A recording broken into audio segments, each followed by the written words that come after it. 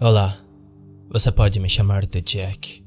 Não é meu verdadeiro nome, mas, por enquanto, isso é o suficiente que você precisa saber. Acho que chegou a hora de eu contar minha história. Eu espero que você aprenda com meus erros, mesmo se você ignorar isso como as outras 98% das pessoas que escutam essa história até o final. Mas há mais verdade nessa história do que qualquer um de vocês possa imaginar. Agora, já estou fora da escola há 3 anos, mas antes, um evento em particular ocorreu, então eu vou ter que voltar um pouco no tempo para contar a história. Primeiramente, meus primeiros 2 anos e meio do ensino médio, eu estudei em uma escola na parte profunda do sul da América, perto do Golfo. Crescemos ouvindo todos os tipos de histórias assustadoras e se há uma lição que nossos pais super conservadores nos ensinou foi que nunca brinque com coisas desconhecidas. Até aquele momento, eu era muito impopular no meu colégio. Meus 2 primeiros anos do ensino médio foram uma dor real, porque eu era um grande idiota e todos riram de mim. Eu era um solitário, e tudo o que realmente fazia na aula era jogar meu Game Boy todo o dia antes de correr para casa e jogar um RPG online que eu era viciado. Mas tudo isso mudou quando nos mudamos para o Oeste. Comecei a frequentar uma escola católica com não mais de 250 alunos.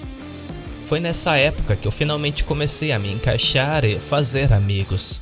Ninguém aqui sabia o quão idiota eu era na outra escola, então optei por mudar minha personalidade. E tentei fazer amigos pela primeira vez na minha vida. E, quem sabe, talvez até consiga uma namorada bonita se tiver sorte. Comecei a conhecer pessoas na escola. Em uma escola tão pequena, você acaba conhecendo todo mundo da sua classe. Já no meu primeiro dia, eu fiz um novo amigo chamado Sam.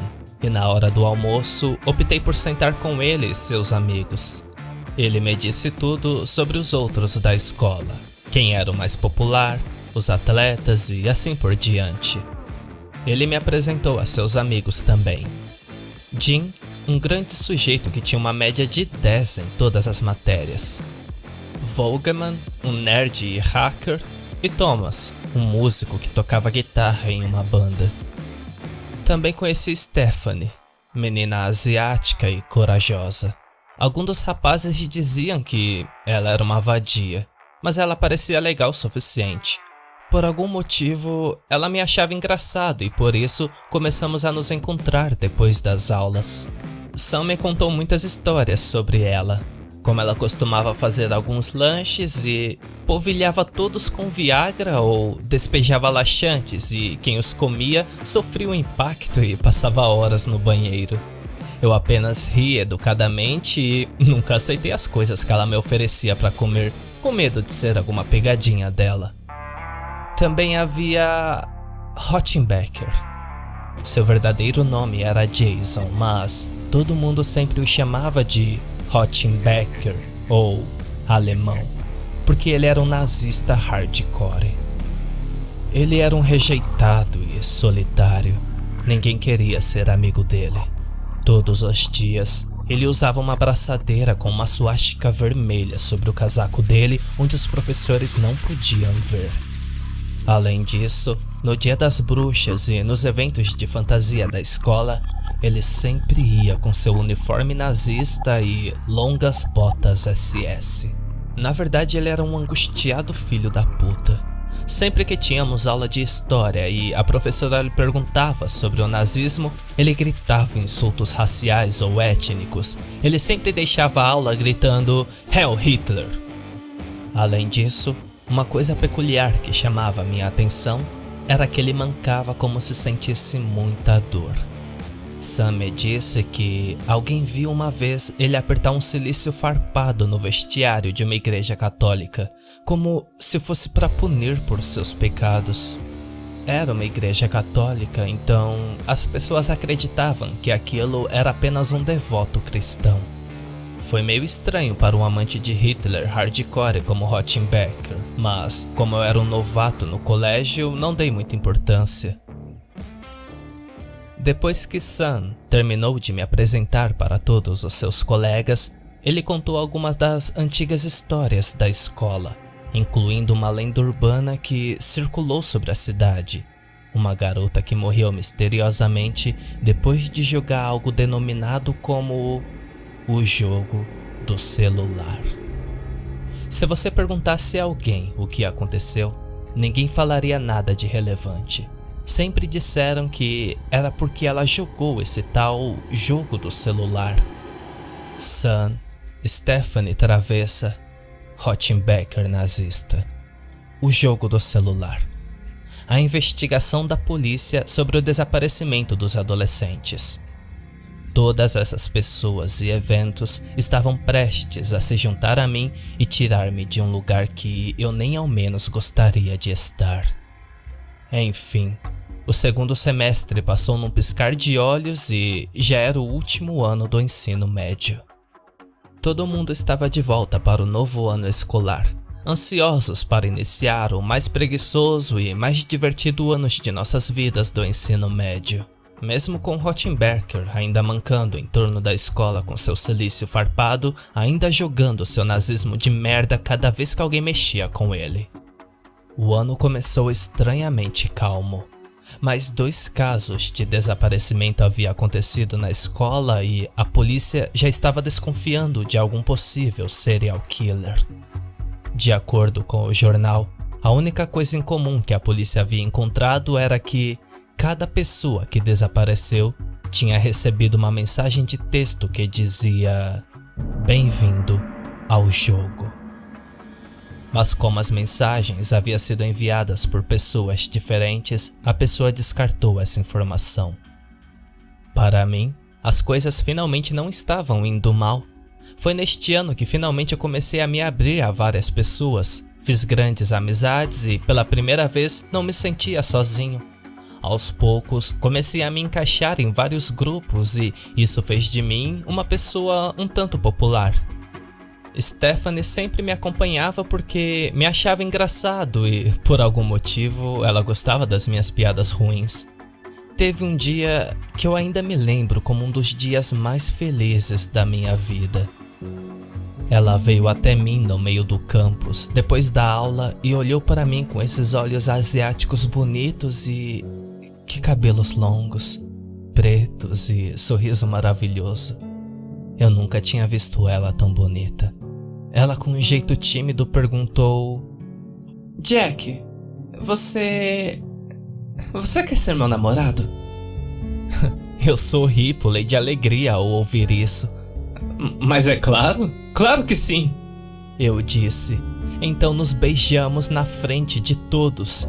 Eu finalmente tinha uma namorada. Ainda me lembro que foi um dos dias mais felizes de toda a minha vida, se não o mais feliz. Nós saímos depois da escola, íamos ao cinema, namorávamos na casa dela e na minha. Talvez eu não ficasse tão feliz se soubesse o que aconteceria nos próximos dias. Foi um dia na hora do almoço. Ela estava sentada com a gente quando ela mencionou que, em uma noite com suas amigas, elas ficaram conversando sobre a lenda do jogo do celular. Ela disse que essas meninas sabiam tudo sobre as regras do jogo e que tinha explicado tudo a ela com grandes detalhes. Supostamente, você pode entrar no jogo a qualquer momento. Era só enviar uma mensagem de texto à meia-noite para o número correto. O texto da mensagem deveria dizer: "Eu desejo ter o poder de amaldiçoar pessoas." Se fizer certo, você receberá uma mensagem de volta dizendo: "Bem-vindo ao jogo." E supostamente esta era a razão dada à polícia sobre os desaparecimentos. Stephanie falou mais sobre o jogo e prestamos atenção em tudo que ela dizia. Ela nos disse que, uma vez que alguém esteja dentro do jogo, ele corre risco de vida. Dentro de 2 semanas, eles seriam submetidos a diferentes tarefas ou então eles seriam arrastados no meio da noite. Eu interrompi ela. "Como assim arrastado?" Por quê? Pra onde? Por quem? Ela ficou em silêncio por um tempo antes de responder. Eu não sei. Ela sussurrou antes de continuar sua história. Ela disse que havia duas formas de não ser arrastado. A primeira era encontrando um item de proteção especial. O item pode ser qualquer coisa. Você nunca sabia o que ia ser, mas tinha que ser algum item que deveria sempre te acompanhar e que estaria sempre te machucando, lhe causando muita dor. Este era um preço pequeno dependendo do tempo de vida que ainda lhe resta. A segunda maneira era trazendo alguém para o jogo. Isso poderia ser feito enviando uma mensagem de texto: "Bem-vindo ao jogo", para qualquer pessoa que você conheça pessoalmente. Se alguém recebeu a mensagem de texto de outra pessoa que estava no jogo, então isso significava que esta pessoa agora também estava dentro do jogo e sujeito às mesmas regras e consequências do jogo do celular. Se a pessoa não encontrar um item de proteção a si mesma ou trazer outra pessoa ao jogo, eles também seriam arrastados. O problema dessa segunda forma é a seguinte: enquanto o item de proteção te protege por tempo indeterminado, trazer alguém para o jogo só aumenta o tempo até você encontrar um item de proteção por mais 2 semanas. Se depois trazer mais alguém ao jogo, 1 semana. E eventualmente você seria obrigado neste tempo a encontrar seu item de proteção. Ok, mesmo que isso parecesse um episódio do Arquivo X, eu não gostava de ouvi-la falar sobre essas coisas, então eu disse a ela que era um monte de bobagens. Tá, você realmente acha que é uma bobagem? Ela perguntou. Mas imagine se for real, ser capaz de amaldiçoar quem mexeu com você, trazendo elas para o jogo. Você poderia se livrar de qualquer um e ninguém jamais saberia que foi você. Eu nunca tinha ouvido Stephanie falando desse jeito. Ela quase parecia insana com um pensamento de vingança. Verdade seja dita, isso me assustou um pouco. Então eu disse a ela: nós não devemos brincar com coisas além da nossa compreensão. E se você se envolvesse com isso e descobrisse que é realmente verdade? Eu não sei o que eu faria se algo acontecesse com você. Me prometa que você não vai mexer com essas coisas, Stephanie. Me prometa! Ela me deu um olhar de deboche. Eu nunca pensei que você era desse tipo de pessoa que tem medo dessas coisas bobas, Jack. Não é medo. Eu só não acho certo mexer com essas coisas que você não entende. Eu olhei preocupado para ela. Agora me prometa, Stephanie. Me prometa que você não vai tentar fazer isso. Ela suspirou. Tudo bem, tudo bem. Eu não vou jogar o jogo do celular. Está feliz agora? Eu disse que sim. Mas, verdade seja dita, eu realmente estava com medo. Eu não acreditei nela. Em todo esse tempo que estivemos juntos, eu nunca desconfiei que ela mentiria para mim ou que me traísse, mas eu podia ver em seus olhos que ela tentaria esse jogo. Mas desta vez era algo sério. Então, alguns dias depois, ela se aproximou de mim e me disse que havia entrado no jogo do celular. Eu me irritei. O que você está pensando, Stephanie? Você me prometeu que não faria isso. Sim, eu sei, mas não é grande coisa. Eu já tenho tudo planejado.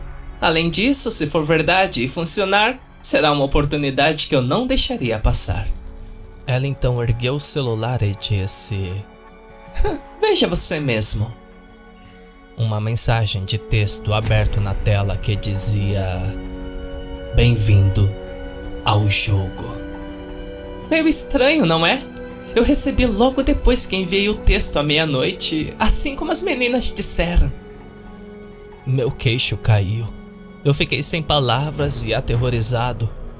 Este jogo não pode ser real, não é? Stephanie, se isso for real, então agora você está em perigo. Você só tem 2 semanas para encontrar seu item de proteção. Eu sei. É por isso que já mandei uma mensagem pra Rebecca. Então, vou descobrir se o jogo é real ou não. Você fez o quê? Mas Stephanie, se isso for real, então significa que de certa forma agora você pode ser uma assassina. A Rebecca agora poderia morrer por sua causa. Relaxe, Jack. Eu realmente não acredito em nada dessas coisas. Mas, por via das dúvidas, Rebecca foi sempre uma vadia. Eu percebi o jeito que ela olhava pra você durante as aulas.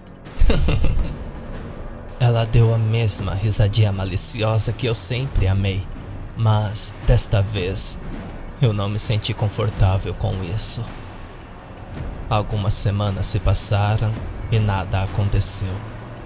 Mas então, um dia, Rebecca não apareceu na escola. Na hora do almoço, Stephanie estava sentada em torno de nós, como de costume, quando o assistente principal veio dar um aviso no microfone. Peço um pouco da atenção de todos, por favor. Todo mundo ficou em silêncio. A polícia nos informou que uma de suas colegas, Rebecca, ela está desaparecida. A pele dourada de Stephanie ficou branca. Ela congelou. Os pais dela estão muito preocupados. Se algum de vocês sabe alguma coisa sobre isso, por favor, venha falar comigo depois da aula. Por enquanto é só isso. Stephanie. Eu sussurrei. Eu estava com muito medo por ela. Eu estava com muito medo do que ela poderia fazer. Ela olhou para mim e disse: Jack, não diga nada pra ninguém. Ela se levantou e saiu correndo do refeitório. Eu persegui atrás dela. Stephanie, o que você está fazendo? Ela continuou correndo de mim, então tirou seu telefone do bolso. Nem tente me parar, Jack. Pra sobreviver vou precisar de mais tempo. Posso ficar mais 1 semana se colocar alguém no jogo e isso vai me dar 3 semanas pra encontrar. Stephanie, ouça o que você está dizendo. Quem você pensa em amaldiçoar agora? Você mataria mais alguém por um pouco de tempo extra? Olha o que está acontecendo com você. Ela então começou a chorar. Eu sei, droga. Mas eu sei quem eu vou amaldiçoar. Ninguém vai sentir falta dele, eu prometo.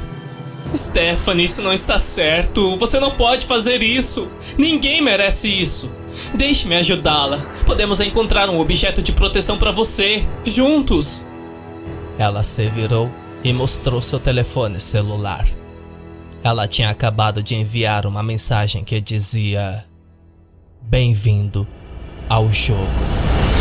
Ela enviou para Rottenbecker. Eu comecei a chorar. Agarrei ela tão firmemente quanto pude. Stephanie, eu te amo, mas eu sinto muito, isso não está certo, nada disso é certo. Ela segurou em mim e começou a chorar profundamente também. Nos abraçamos lá por quase 1 hora. Ainda me lembro como se fosse ontem. Então, naquela noite, antes de irmos para casa, nós dois resolvemos que começaríamos a procurar por um item de proteção no dia seguinte. E no dia seguinte, eu estava andando com Stephanie depois da escola, quando Rottenbecker se aproximou de nós com seu telefone celular. Ele estava furioso. Isso é algum tipo de piada pra você, sua vadia de olhos puxados? Verdade seja dita, eu achava que Rottenbecker tinha o direito de estar um pouco irritado. Claro, ele era um maníaco pervertido nazista, mas, com todos os boatos de assassinato por aí, eu poderia imaginar que alguém estaria com raiva após receber uma mensagem de texto como essa. Mesmo assim, eu não ia deixar ninguém falar com minha namorada desse jeito. Ei, cara, olha o respeito. Não é assim que se fala com uma dama. Dama? Rottenbecker gritou. Essa daí não é nenhuma dama. Ela é apenas uma vadia. E ela tentou me matar. Aposto que você matou a outra menina também. Não é, Stephanie? A Rebecca? Ela está desaparecida. Aposto que é por sua causa. Stephanie começou a chorar novamente. Eu puxei meu braço para trás e dei um soco tão forte quanto pude no rosto de Rothenbecker. Ele tropeçou para trás alguns passos e passou a mão na boca, da qual escorria um pouco de fluxo de sangue, mas ele manteve a compostura. Eu meio que pensei que ele iria para cima de mim para me bater. Depois de um momento ele falou: "Você não entende, não é, Stephanie? Eu já estou dentro do jogo. Eu sempre estive. Eu sei das regras e o tempo extra que agora você tem. Mas ao contrário de você, eu nunca precisei matar ninguém." "Bobagem", eu disse. "Se tudo isso é verdade, então como você ainda está..." De repente, me lembrei do cilício que Rothenbecker usava em torno de sua perna, que lhe fazia mancar em agonia, e lembrei do que Stephanie tinha me dito na hora do almoço. Sempre que um novo item de proteção foi descoberto, o que quer que fosse, faria com que seu portador sofra. "Você tem seu item de proteção." Os olhos de Stephanie se iluminou. Ficou claro que ela havia percebido a mesma coisa que eu tinha. Rothenbecker sorriu. "Isso mesmo. E se eu fosse sua namorada, me preocupava em encontrar algum item ao invés de fazer novas vítimas." Stephanie olhou para ele com esperança em seus olhos. Os dias se passaram, e por mais que tentemos, Stephanie e eu não conseguíamos encontrar nada que poderíamos qualificar como um item de proteção. Estávamos nos aproximando do prazo de 2 semanas e ela estava parecendo cada vez mais assustada a cada dia.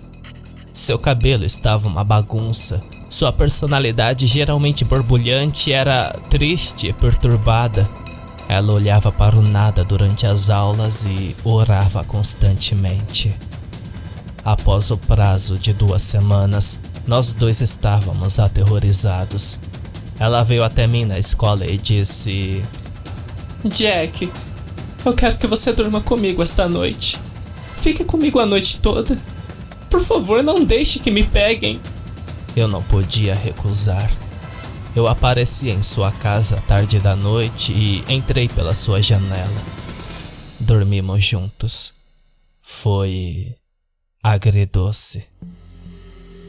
Ela foi dormir me segurando, mas eu fiquei acordado a maior parte da noite observando e esperando, até que finalmente caí no sono por volta das 4:30 da manhã de tão exausto. No dia seguinte, quando acordei, tudo o que conseguia pensar era: Stephanie! Eu olhei ao redor freneticamente. Ela não estava na cama ao meu lado. "Stephanie!" Eu gritei alto e saí da cama e comecei a procurá-la. Caminhei pela sua cozinha. "Não fale tão alto!"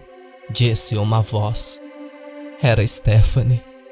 Eu me virei para vê-la sentada em uma mesa redonda na cozinha. Ela estava sorrindo e parecia tão aflita como sempre. Dei um suspiro de alívio. "Meus pais já foram trabalhar, mas eu não quero que os vizinhos fiquem desconfiados de alguma coisa." Chorei de alívio. O tempo extra dela tinha acabado e ela estava segura. Nada havia chegado para ela. Corri todo o chão da cozinha e abracei ela, e então nos beijamos. Tudo estava normal. Por 2 semanas. Então eu fui para a escola um dia e 9 de nossos colegas haviam desaparecido, incluindo Sam. Todo mundo estava apavorado. Ninguém sabia o que tinha acontecido com eles ou para onde eles tinham ido. Ninguém sabia, exceto eu e a pessoa que era responsável por isso, Stephanie. Se a quantidade de tempo prolongado foi reduzido pela metade a cada vez que ela trouxe alguém para o jogo, significava que seu tempo extra estaria funcionando novamente até esta noite. Eu confrontei ela sobre isso depois da escola. "Stephanie, a polícia está ficando desconfiada. Você não pode mais fazer isso. Eu não posso mais te ver fazendo isso. É errado, é maligno." Ela me olhou em silêncio. Ainda me lembro de olhar em seus olhos naquele dia. Neste ponto, tornou-se claro para mim que a menina que eu tinha conhecido e amado estava muito longe. E tudo o que restava era uma desalmada, perversa, que se agarrava à vida e temia a morte mais do que tudo. Mas mesmo assim, eu ainda a amava. Ela foi minha primeira e única namorada e não poderia deixá-la ir.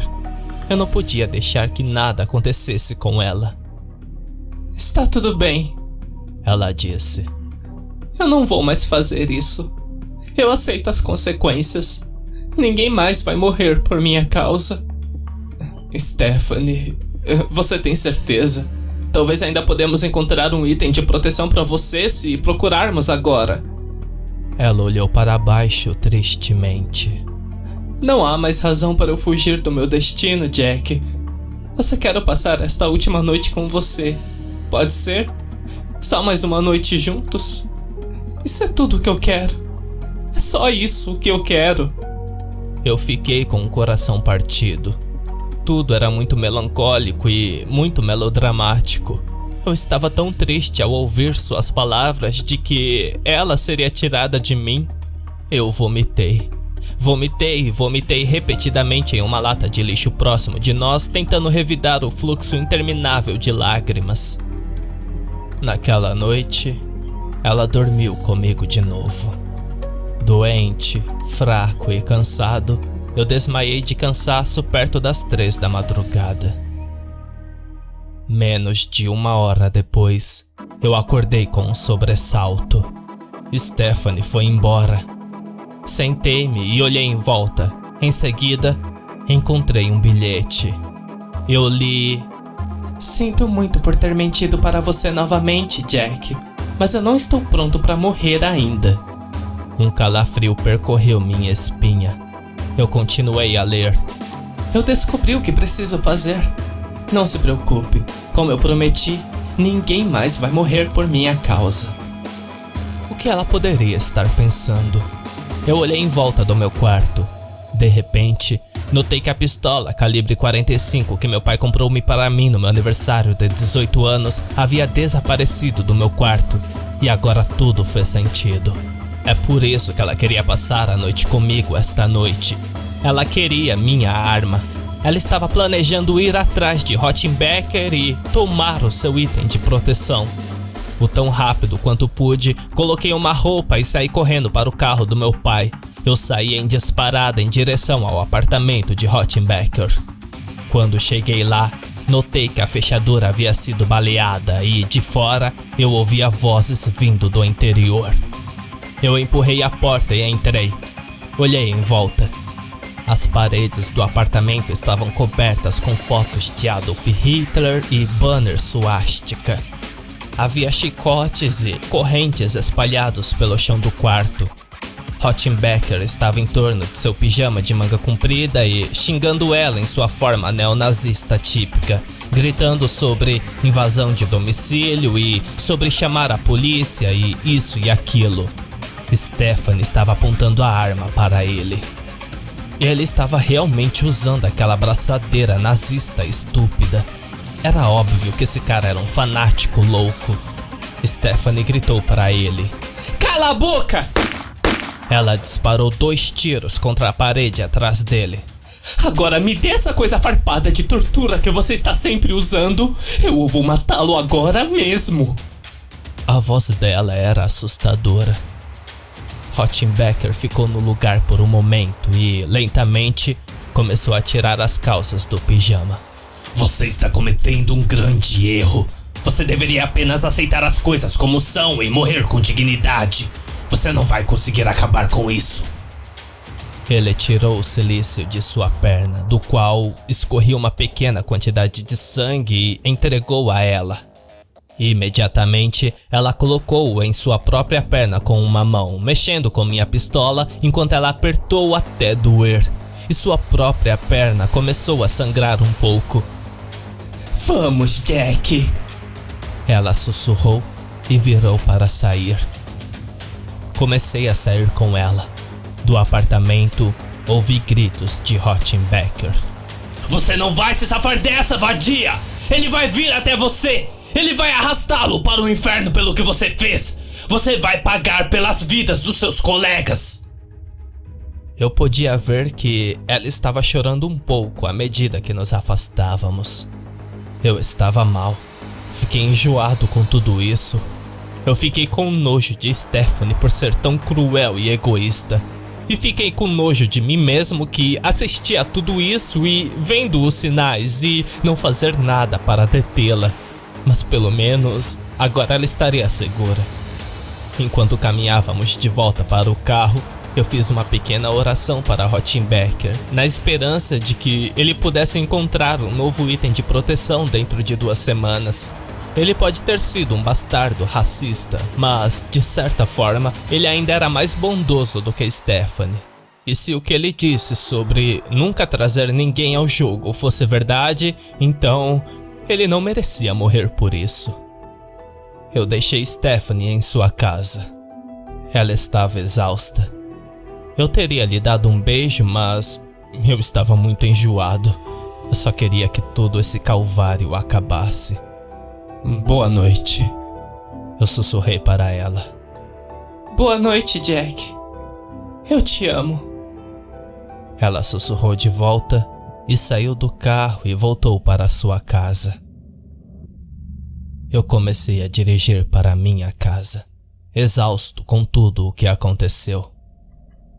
De repente, meu celular começa a tocar. Eu o peguei. Era uma chamada da Stephanie. Eu atendi. Alô?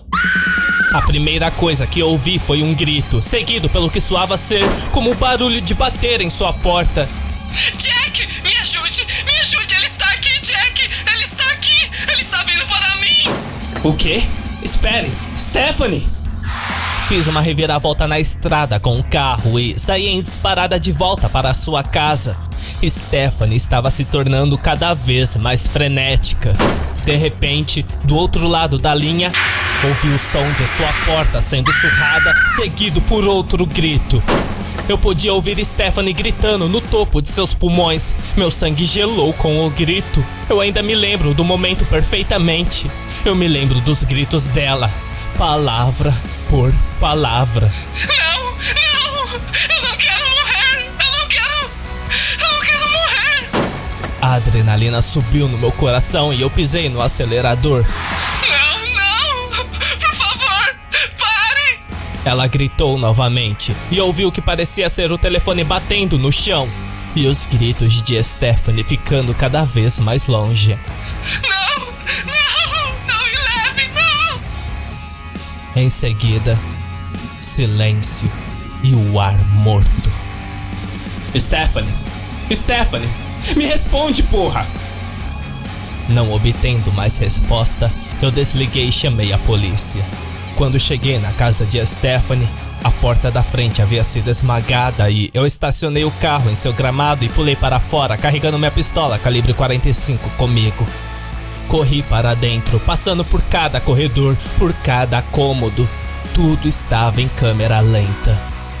Então eu fui para o quarto de Stephanie. Eu acendi a luz e, verificando todos os cantos com a minha pistola na liderança, finalmente eu abaixei a arma quando vi algo que chamou a atenção no centro da sala. O celular de Stephanie estava jogado no chão ao lado de sua cama. No meio da sala, no tapete, tinha uma pequena mancha de sangue. Não era mais do que algumas gotas, mas a visão mais arrepiante de tudo era que, a partir da borda da cama dela até a porta de seu quarto que levava para o corredor, havia um rastro de marcas de garras que ela tinha deixado, como se algo ou alguém a tivesse arrastado para longe para sua condenação. Eu não aguentava mais. Me virei para sair do quarto. Na saída, não pude deixar de notar que ela tinha arrancado a maioria de suas unhas, arranhando o tapete e que eles estavam espalhados por todos os trilhos que seus dedos haviam deixado. Eu podia ouvir a sirene chegando à distância. Passaram-se os dias, então semanas, depois meses. A polícia fez investigações. Eles me questionaram muitas vezes. Minha história era sempre a mesma. Eu disse a eles a verdade como eu sabia. Eu acho que eles não acreditaram em mim, mas todas as evidências comprovaram minha história e não havia nada que eles pudessem usar para me julgar como culpado. Então eles me liberaram. As coisas gradualmente voltou ao normal. Nossas aulas voltaram ao normal e eu terminei o ano e depois fui para a faculdade. Mas havia uma coisa que ainda me incomodava a respeito de Rothenbecker. É que ele foi o único que não desapareceu como as outras pessoas.